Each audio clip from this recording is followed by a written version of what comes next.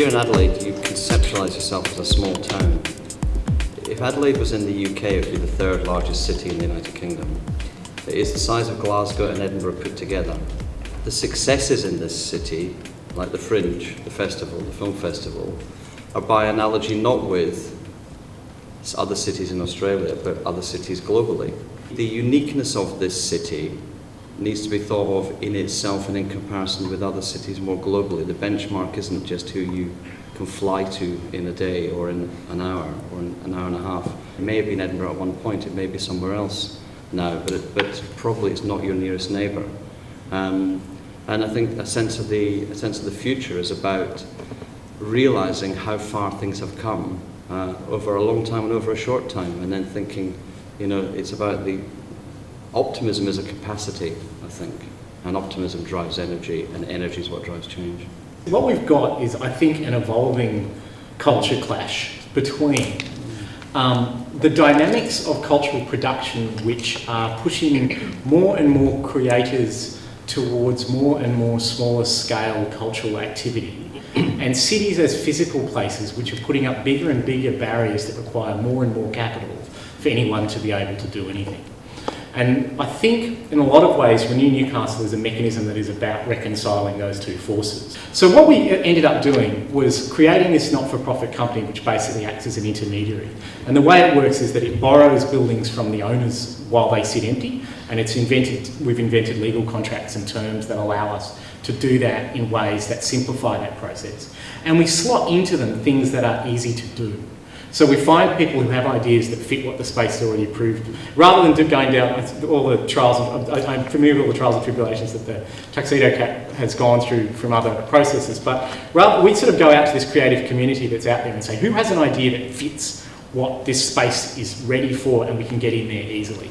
And we've done that 60 times. There's 4 blocks in the centre of Newcastle that this time 2 and a bit years ago were dead. You could shoot a cannon down there and not hit anyone. More than 20 something empty shops. That area basically has no empty shops anymore. Commercial life has come back. Newcastle has transformed its identity in a really interesting kind of way. Like Lonely Planet just named Newcastle one of the top 10 cities in the world to visit in 2011. That is Newcastle, Australia. Yes, that one. No Australian city has ever made that list. And they've cited this creative community that is there in Newcastle as a key reason why that's taken place. Now, this whole project was seed funded on my credit card. We've got a bit of funding now, but this is not an expensive initiative. We didn't build anything, we didn't buy anything, we don't own anything. We've changed the behaviour. We've changed the rules. I sometimes talk about the hardware and software of the city. We haven't changed the hardware. We don't have the capacity or the money to rebuild the city. We've just changed the processes, and in changing the processes, we've changed the city. It used to be $60,000 for a nightclub liquor licence in New South Wales. That's now $500. The development consent that used to be required for live music and comedy in retail spaces was so profoundly expensive that activity was pretty much wiped from restaurants and cafes and bars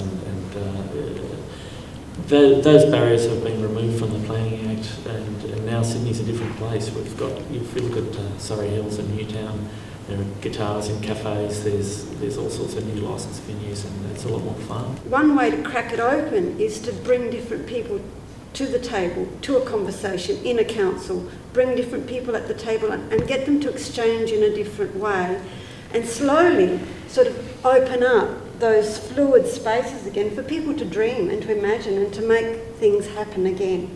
Part of the vision thing is not sort of master planning the city in terms of, well, listen, I've got this fantastic resolved vision for your streetscape, and that's going to be the dress shop, and that's going to be the convenience store and whatever. There's no sense of that. But what it is, it's establishing a framework across the city which is about laneways, and it is about building use, and it is about the targets that we expect in terms of energy efficiency and environmental positioning that we expect people to take.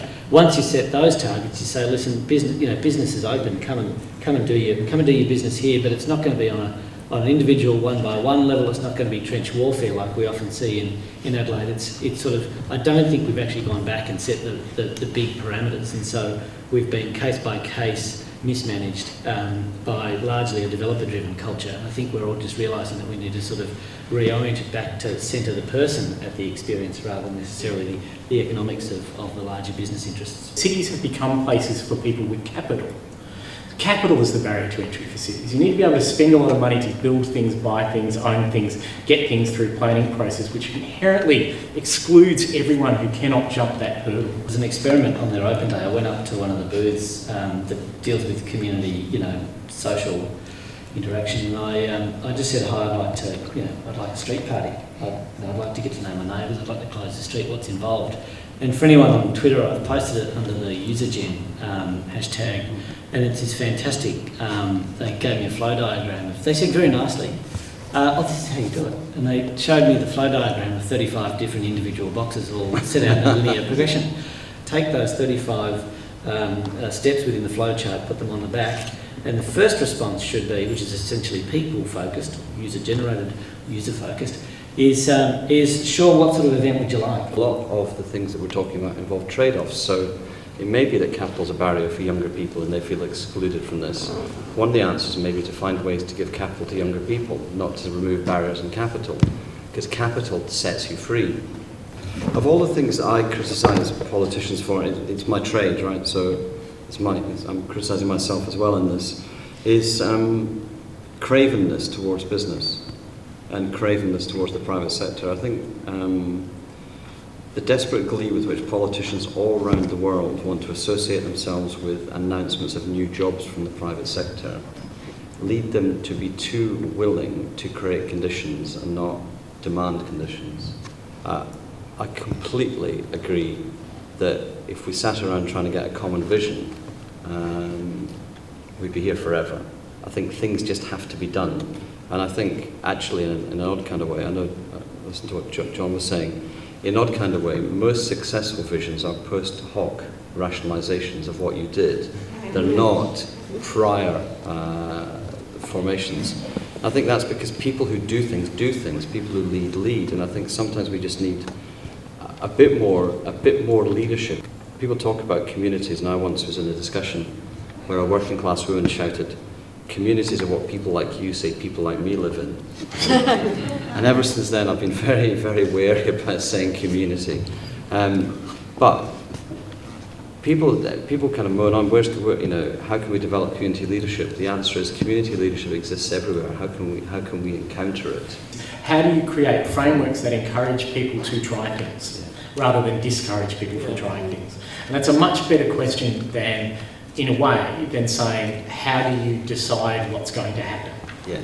Literally, next week, we're 2.5 years into this project, we've done 60 projects, we're using the very first publicly owned site that's been closed off to the public. It's been empty for 10 years, we've closed off to the public for 100 years. And we finally managed to convince them that it might not be too big of a risk just to let someone in there for a bit while you have the discussion about what the hell you're going to do with it, In terms of developing the framework in which anything can happen, is the acceptance of, it was recalibrating our appetite for risk. Yeah. So starting to embrace innovation as opportunity, not innovation as risk.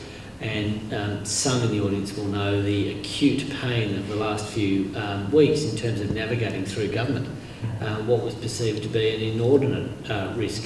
And there were two reasons that were put to me why we couldn't go in a certain direction. One is because it had never been done in Australia before. And the other one was, and these are direct quotes, the other one was, but this innovation, but all this innovation, it's too much of a risk. I'd like to say that I think that there's a unique role that artists and creatives can play in navigating risk. Artists are inherently working at sort of an edge all the time in pursuing sort of new ideas and new thoughts, and I think that there's a role for a creative conversation in risk-adverse structures by bringing in creatives and artists. We'd also need a more nuanced discussion of risk, because I tell you, in child protection, I want risk-averse workers. I want risk-averse traffic engineers too. I want them to be engineering out risk. But failure is inevitable, because most of life is, like loads of bits of life are failure, isn't it? And there's a bit of dishonesty about that too, which is that most of us have a very great capacity to re-engineer our past so that the failures and never really, they're either great successes, or they're the germ success, or they're never mentioned again.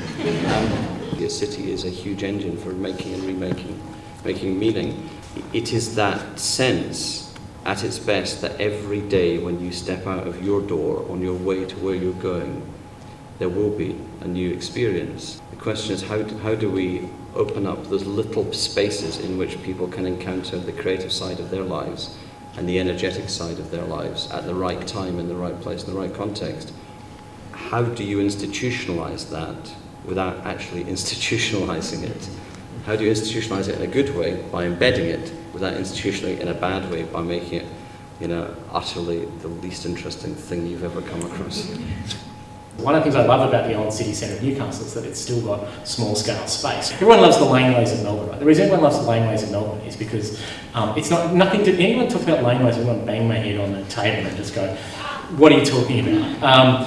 The point of the laneways of Melbourne is that you had small-scale space within the city where lots of people experimented and tried a lot of stuff, leaving behind a really interesting dynamic in the city. Small-scale, cheap space in the city. Sydney doesn't have small-scale city. Adelaide does a little bit, maybe. I don't know what I'm not sure what the dynamics are here. I don't know the city well enough. But there are forces at work, and if you let them run loose, they will obliterate from the city's scale, human scale space. There's two important things to know. One is for people who want to innovate, which is the obvious one, which is it's far easier to get forgiveness than permission. And that's really important. It's one of my favourite expressions as well. And it's true. That's why it's a cliche, a commonplace, but it's true. And the second one is for anybody, this is like for the adults, for the grown-ups, which is, you mustn't be a great place to be from. It changes over time what it is that attracts people to come back to a place. And I've noticed this last week I've been here, but a lot of conversation with people who've chosen to relocate here, people in their 30s coming back, have their kids, people bringing partners who bring experience from abroad. Everybody in Scottish cities outside Edinburgh says, how can we make our young people stay here? And I always say, the question is, how can you make them want to come back? I was a councillor in the London Borough of Southwark for 8 years, and I had a project where I managed to persuade my fellow councillors to give £1 million to the Tate Gallery to see whether an abandoned power station on the shores of the Thames could come to anything. And it's now Tate Modern, and 9 million people walk up and down the south bank of the Thames now, when it used to be 1.2 million. I was a ward councillor, and some of the proudest things I've ever done in my life are the dozen changes, physical and institutional changes I made in my area, which are still returning benefits to the local area. And I'm very pleased that virtually nobody in the area knows I did it. That's the point of fundamental change. People just think that's the way things should be. So the three things that have really come out for me are how do we make our ideas flourish, which we talked about in the first panel, but for this panel I think it's been about frameworks, enablers, who owns the space, issues of scale and risk and the language that we use. Who do we need to involve? So how do we work across a number of stakeholders, but also how do we create collaborative spaces to help individuals move beyond the individual space into slightly bigger spaces. And Tim talked a lot about Tim and Teresa talked a lot about having conversations about what the city is and putting people into the city. So who do we need to involve is the next one. And then finally, as luck would happen, the last one was how do we make it happen? What do we do as users and participants in the city to make it happen? We talked about new tools, we talked about experimentation, we talked about leadership, we talked about doing stuff. So that's my question for you. What are you going to do after this panel? Are you going to choose to go, or are you going to choose to stay like John has and actually do something that creates the type of city that you want to see? And I'll leave you with that thought. So thank you very much.